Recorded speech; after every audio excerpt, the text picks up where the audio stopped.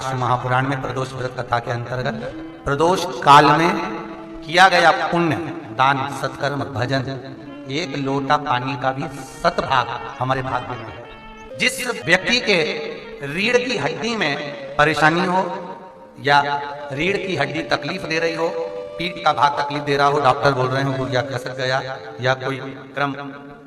मान लो कोई मस्तिष्क से जुड़ी बीमारी हो, ट्यूमर हो गया हो, कोई कुछ हो गया हो, गांठ पड़ गई हो मस्तिष्क के अंतर्गत, तो शिव महापुराण की कथा कहती है प्रदोष के दिन, जिस दिन मंगलवार की भौम प्रदोष का दिन हो महाराज, प्रदोष काल में प्रदोष के दिन शंकर भगवान को बीले का गुर्दा, जो बीला होता बील फल का अंदर का गुर्दा भाग शंकर के शिवलिंग पर प्रदोष काल में मल दिया जाए। मलने के बाद थोड़ी देर बाद उसको उठा लिया जाए, शिव जी का अभिषेक पूजन स्नान करा दिया जाए, पूजन स्नान आदि सब कराकर दियावती लगाकर भगवान शंकर के मंदिर पर ही बाहर बैठकर उस गुर्दे का थोड़ा सा भाग मुख में पालो, थोड़ा सा भाग लेकर आ जाओ। 7 से 8 दिन तक उस भाग का प्रतिदिन सुबह के समय पर सेवन कर लीजिए। गुर्दे की प्रॉब्लम हो या मस्तिष्क से जुड़ी हुई प्रॉब्लम हो वो समाप्त हो जाता है महाराज। भौम प्रदोष के दिन मंगलवारी प्रदोष का स्मरण जो सुख दिया है वो आनंद। किसी भी प्रदोष के दिन प्रदोष काल में एक बार लगा दे, उसके बाद में अपनी कामना कर कर बेलपत्री एक छोटा सा उपाय अवश्य करिएगा। अगर बच्चे कोई एग्जाम में बैठ रहे हैं या कंपटीशन एग्जाम है या नौकरी के लिए अप्लाई कर रहे हो, मान लो 4-6 महीने से बैठे हो, 8 महीने से बैठे हो, सर्विस नहीं है, नौकरी नहीं है, तो एक छोटा सा उपाय अवश्य करिएगा शिव महापुराण का। महाराज बेलपत्री के पेड़ के नीचे विराजमान होकर, बेलपत्री के पेड़ के नीचे जिसको नौकरी के लिए या एग्जाम में बैठ रहा है वो जल चढ़ाए, बेलपत्री के पेड़ के नीचे थोड़ा सा दूध चढ़ाए, फिर जल चढ़ाए और अपने राइट भाग में घी का दिया और अपने लेफ्ट भाग में तेल का दिया। किसी भी प्रदोष के दिन प्रदोष काल में एक बार लगा दे, उसके बाद में अपनी कामना कर कर बेलपत्री के पेड़ के नीचे धोख लगाकर प्रणाम कर कर आ जाए और चले जाए इंटरव्यू के लिए, बाबा उत्तीर्ण करा ही देगा, नौकरी दिलाए। जिस दिन रविवार की प्रदोष पड़े उस दिन एक लाल वस्त्र में पीली सरसों रखकर और उसके अंतर्गत कुछ भी एक, या तो बमूल का कांटा ना मिले तो गुलाब का कांटा ही उसके अंतर्गत रख लीजिए। और मान लो कोई काम ऐसा है कि उसमें पैसा तुम्हारा आ ही नहीं रहा, बहुत घाटे पर घाटा जा रहा है, नुकसान बहुत हो रहा है और कोई काम हो ही नहीं रहा, तो महाराज जिस दिन रविवार की प्रदोष पड़े उस दिन एक लाल वस्त्र में पीली सरसों रखकर और उसके अंतर्गत कुछ भी एक, या तो बमूल का कांटा ना मिले तो गुलाब का कांटा ही उसके अंतर्गत रख लीजिए और उसको शिव मंदिर का स्मरण कराकर शंकर भगवान का नाम लेकर रू भैरव, कौन सा भैरव है उसकी भी कथा भी आने वाली है। ये दारुक नाम के राक्षस का संहार करने के लिए जब माता अवतार लेगी तब शंकर भगवान बच्चे का रूप रखकर रोएंगे, तो शिव जी का एक नाम होगा रू भैरव। ये भैरव कहां पर रहता है तो कहा ये शमशान में रहता है। कहां रहता है ये भैरव? शंकर का जो एक अवतार है रू भैरव, ये भैरव अवतार शमशान में रहता है। तो इस भैरव का काम क्या है तो कहा शमशान में, शमशान की जो अग्नि होती है भले की लकड़ी रहे, भले उसमें कोई पदार्थ डाले ना डाले, थोड़ी देर में वो अग्नि रू आवाज, हल्की सी शमशान की जो अग्नि जलती है उसमें एक आवाज आती है। आप वैसे कोई अग्नि जलाएंगे ना तो आवाज नहीं आएगी, ध्यान देना। हमारे शमशान में अगर जो लोग गए होंगे मुर्दा जलाने के लिए, तो अगर वो एकांत में बैठेंगे तो उसमें से एक आवाज आती है रू रू। तो शिव पुराण कह रही है कि उस सरसों को, कांटे को रू भैरव का नाम लेकर जिस व्यापार जो नहीं चल रहा है, दुकान जो नहीं चल रही है, उस दुकान के सामने, उस व्यापार के सम्मुख में उसको जला दिया जाता है। ये करा जाता है रवि प्रदोष के दिन महाराज। कौन से प्रदोष? रवि प्रदोष के, जो सुख का भान कराती है, व्यापार की उन्नति के लिए, समृद्धि के लिए, लक्ष्मी के लिए इसका प्रयोग किया जाता है। तो यहां पर दारुक नाम का जो असुर है, दारुक नाम का जो राक्षस है, उसका एक ही कहना है कि मैं मरूं, मना नहीं है ब्रह्मदेव पर, वो मरने का। नंदी का एक पांव जो ऊपर होता है, आप लोग दर्शन करे होंगे शंकर जी के मंदिर में नंदी के, तो नंदी का एक पांव उठा हुआ होता है, एक पांव नीचा की ओर होता है। हड्डी से जुड़ा हुआ रोग, नेत्रों से जुड़ा हुआ, मस्तिष्क से जुड़ा हुआ कोई रोग रहता है तो एक नीले कलर का फूल आता है हमारा,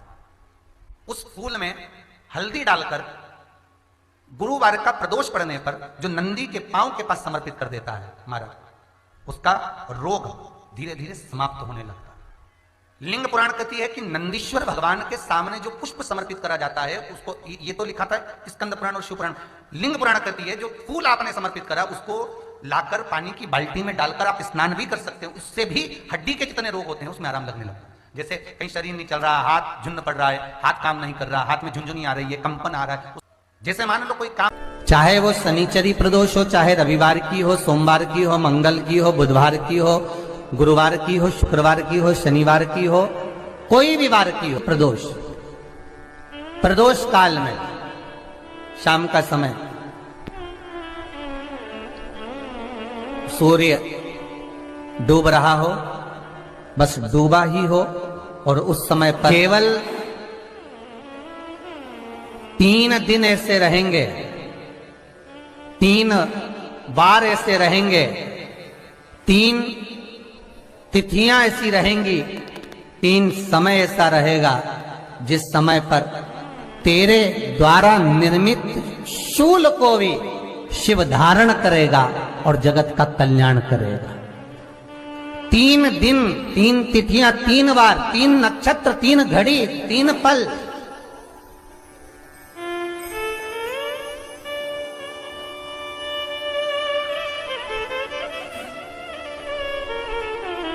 जिसमें बाबा शूल भी धारण करते हैं, और शूल अकेले धारण नहीं करते महाराज, जो धतूरा होता है ना, दर्शन करें धतूरे के, कांटे कांटे सा होता है धतूरा, तो वो धतूरे के साथ में बाबा शूल धारण करते हैं, बेलपत्री के शूल को। ये बहुत बहुत आनंदमय कथा है महाराज जी, जिसके जीवन में हमेशा कांटे ही मिले हैं। बेटी बड़ी हुई तो घर में मायके में दुख देखा, और मायके से गई ससुराल में तो ससुराल में दुख देखा, ससुराल में भी दुख देखने के बाद में भी पति को बहुत कुछ काम खुलवाया, बहुत धंधे खुलवाए, नौकरी लगवाई, पर वो पति बार बार छोड़ कर आ गया, बार बार तकलीफ भोग रहा है, बार बार कष्ट भोग रहा है। फिर थोड़े दिन काम करता है, थोड़े दिन छूट जाता है, फिर व्यापार में बढ़ता है, फिर छूट जाता है, फिर कोई दुकान खुलवाई, थोड़े दिन अच्छी चली, फिर वापस वहीं घर पर आकर बैठ गया, अर्थात उसके जीवन में वो शूलता चल रही है। तो बाबा देवाधिदेव महादेव कहते हैं, ये 3 घड़ी, 3 पल, 3 नक्षत्र, 3 समय, 3 दिन में जो शूल मुझे समर्पित करता है, उसके जीवन से मैं शूल हटा देता हूं। वो 3 दिन लिखे स्कंद पुराण।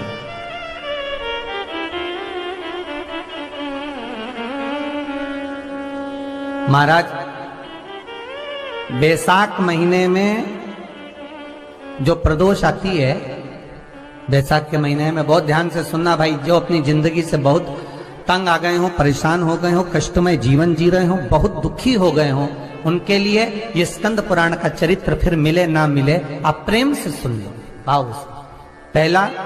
चाहे वो शनिचरी प्रदोष हो, चाहे रविवार की हो, सोमवार की हो, मंगल की हो, बुधवार की हो, गुरुवार की हो, शुक्रवार की हो, शनिवार की हो, कोई भी वार की हो, प्रदोष काल में शाम का समय सूर्य डूब रहा हो, बस डूबा ही हो, और उस समय पर सूर्य के डूबन के तुरंत बाद बाबा को धतूरे के साथ में बेलपत्री ना चढ़ाते हुए, बेलपत्री के वृक्ष के 7 कांटे बाबा के शिवलिंग पर समर्पित करे जाते हैं महाराज, अपनी जिंदगी में अड़चनों को हटाने के लिए। फिर आप जिस व्यापार में उतरे, जिस व्यवसाय में उतरे, जिस नौकरी में उतरे, आप दिल से करें, आपको तरक्की मिलेगी। आप हार नहीं सकते, नीचे नहीं आ सकते, उन्नति पर ही चढ़ेंगे। एक वैशाख मास की प्रदोष, दूसरा शिवरात्रि के दिन मध्याह्न का समय महाराज, जो बड़ी शिवरात्रि होती है माघ की, बड़ी शिवरात्रि के अंतर्गत मध्याह्न का समय, दोपहर के ठीक 12 बजे, चाहे फिर वो कोई भी दिन हो हमारा, शिवरात्रि जिस दिन पड़ रही हो,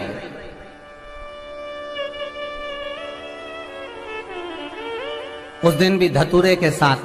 बाबा को 7 कांटे बेलपत्री के वृक्ष के समर्पित होते हैं महाराज। इसमें आप ये वाले जो कांटे हैं, जो शिवरात्रि के दोपहर 12 बजे वाले हैं, अगर कोई मदिरा पीने वाला हो, व्यसन में डूबने वाला हो, कोई जुआ खेलने वाला हो, कोई गलत वैश्यावृत्ति करने वाला, या अपने मार्ग से विचलित कोई व्यक्ति है, उसके लिए भी ये कांटे बहुत काम आते हैं महाराज। दूसरा, पार्वती तेरे द्वारा तेरे नयन अश्रु से जो प्रगटा हुआ बेल का वृक्ष है, द्वितीय शूल मैं वहां धारण करता हूं। तृतीय सूत्र, तीसरा सूत्र जो वर्णन करा गया, महाराज भगवान श्रावण के महीने में जो भी दूसरा सोमवार पड़े, जो भी पड़े श्रावण के महीने का दूसरा सोमवार, आप सबको पहले भी श्रावण के महीने में जो कथा कही उसका व्याख्यान वर्णन करा कि श्रावण का महीने का महत्व क्या है, वो भी आपको ऑनलाइन कथा में आप लोग सुन चुके हैं, लाइव कथा में श्रावण का पूरा महत्व बताया था कि श्रावण के महीने में शंकर भगवान को पूरा लेखा जोखा का भार प्रदान किया गया था। दूसरा सोमवार, श्रावण के महीने का जो दूसरा सोमवार होता है, उस दूसरे सोमवार में रात्रि के समय पर, अर्थात शास्त्र अब घड़ी और पल का स्मरण करेंगे तो रात्रि के बजेंगे 10 से 12 बजे, मारे 10 से 12 के बीच में धतूरे के साथ बाबा को शूल समर्पित होता है महाराज। ये भी हमारी बाधाओं को, हमारी तकलीफों को, व्यापार व्यवसाय के लिए, नौकरी सर्विस के लिए, बहुत सारे एग्जाम में आप बैठ लिए, गवर्नमेंट एग्जाम के लिए बैठ लिए, नहीं हो रहा, ये 3 बार मेरे शंकर को बेलपत्री के वृक्ष के शूल समर्पित होते हैं, उसका आनंद पाना। मेरी जीजियों, 2 चीजें बड़ा स्मरण में रखिएगा। एक, बैसाख महीने में मट्टी के पात्र का जल, अभी क्या चल रहा है, फागुन, अभी क्या चल रहा है, फागुन। जब बैसाख का महीना आए ना,